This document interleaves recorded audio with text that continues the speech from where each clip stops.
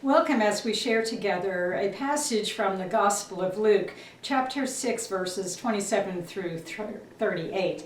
It's a challenging passage, and I hope you'll stick with me through it as we try to make sense of what we are called to do as people of faith. We're familiar with the power of love. Love has a way of transforming our lives, touching our hearts, healing our brokenness, and giving our lives purpose and meaning. Such is the power of love in many levels. We love our partner, we love our family, we love our pets. We might love where we live. We might love our favorite ice cream on a hot summer day, which we really would be longing for at this moment. We might love our job, our sense of purpose. These and more are things that we express positive and meaningful emotions for and about, albeit the love of ice cream is hardly the same as the love we have for our spouse, our partner. But today, instead of looking at the power of love, I want to talk about the power to love. It is something altogether different in the context of loving those who seem less lovable to us, those who have hurt us, those who have taken advantage of us, those whose behavior and beliefs are in contrast with what we do and what we value. In the face of these, it takes extraordinary power within ourselves to find the capacity to love. Yet that is what our faith tells us we are to do. That is what good psychology and spiritual direction recommend that we do in order to experience well-being in our lives. Gathering up the power to love unleashes the potential for transforming lives. Martin Luther King Jr. said it this way. He said, "Now, there is a final reason I think that Jesus says, 'Love your enemies.' It is this, that love has within it a redemptive power, and there is a power there that eventually transforms individuals." One thing is very certain in our world today is that there is a disturbing divide between people who think and act differently. Whether it is centered around politics or likes and dislikes, lines are being drawn in the sand, increasingly so, and not only being viewed as acceptable, but in some ways being reinforced and encouraged. It is a troubling trend that is completely opposite of what our faith calls us to do and to be. The last thing we need in our world today is division. It is seeing those who disagree with us as enemies. Instead, we need to be more than ever to be community, working together, working side by side, if we want to know prosperity and well-being. Competitiveness is not leading us to a successful future. Pointing fingers and passing judgment will not build the peace and the harmony that is imperative to a prosperous future for everyone.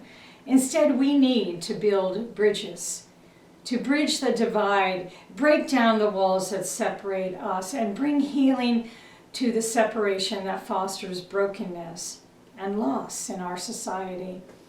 Jesus didn't say, you might want to try to love your enemies. Instead, his words were direct. Love your enemies. Why? Because he understood it to be the only way that we can truly flourish, individually and as a society. When Nelson Mandela left the prison that he had been held captive in for 27 years, he remarked, "As I walked out the door, toward the gate that would lead me to my freedom, I knew if I didn't leave my bitterness and hatred behind, I'd still be in prison." The power to love our enemies brings us personal freedom and allows the potential for transformation for ourselves and those that we seek to love. Surely it is not easy. Who can't call to mind circumstances in which loving our enemies is off the table? We say, no way, can't do that. Well, what do we make then of our faith that clearly directs us to do so? And that it is in our best interest, and it can be transforming to us and to them. Do we gloss over that part and ask for forgiveness? That is a question we must all answer for ourselves. We must wrestle with on our own time. At this moment, the answer might be yes. That's about all I can do. Let me also add and underline in this moment, I think this is so important for you to hear, that this is a very difficult passage to understand, let alone act on. Enemies can extend across varying levels of hurt for every one of us, so please be clear. I am in no way wanting to add another layer of pain and suffering on anyone listening to this message. Some enemies have inflicted awful pain.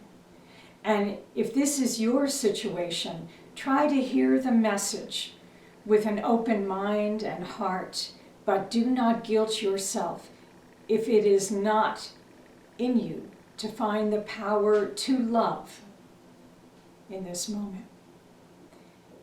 It is a huge ask of Jesus. But let us also keep in mind it is spoken from one whose patience, compassion, and love are beyond measure. A window into the sort of love that we are talking about in this passage is to recognize the definition of the Greek word agape, from which it is derived. Unfortunately, the English language has one word for love that can run the spectrum from intimacy to the simple expression of really liking something, like I really love your shoes. They are hardly the same. And with that in mind, it is important to know the definition of agape love that we are speaking about.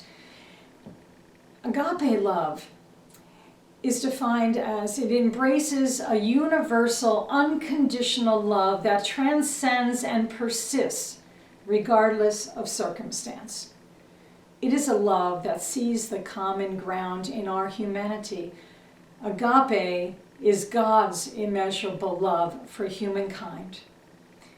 Mother Teresa used to say that when she was caring for the poor and the sick around her, she always saw Christ in their eyes looking back at her.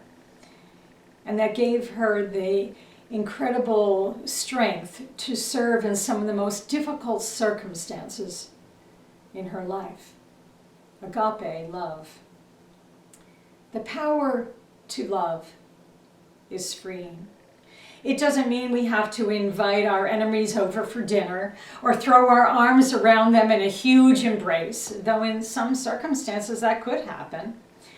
Having feelings of agape love for our enemies is about recognizing them as equally human as we are, and possessing an inner spirit of God as we do, though we may not fully comprehend the second part of that at all, nor do we have to.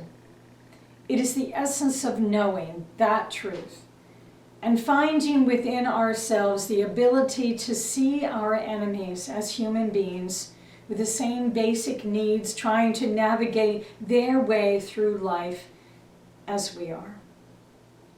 So perhaps if we are finding it difficult to race ahead with Jesus' command to love our enemies in order to experience a more complete healing and freedom for our lives, we can start here in our journey toward finding the power to love with an open heart. First, it is being sincere and honest with ourselves, admitting that it's a challenge to get past the barriers. And it's also accepting that that's okay. It's okay. Being kind and generous with our feelings. Finding compassion within. There is no doubt that in some situations The power to love our enemies is quite tangible, and in other circumstances, much more challenging. Perhaps that needs to begin with realizing the power to love ourselves in order to know more completely the spirit of love that is God's plan for us all. It can be a long journey of searching our hearts and finding the capacity to love. It can also be a rewarding journey when we try. Let our prayer be, God, Spirit of love, help us as we seek to face the challenges to love as you would have us love. Help us where we are able to love our enemies and where we find it difficult to act.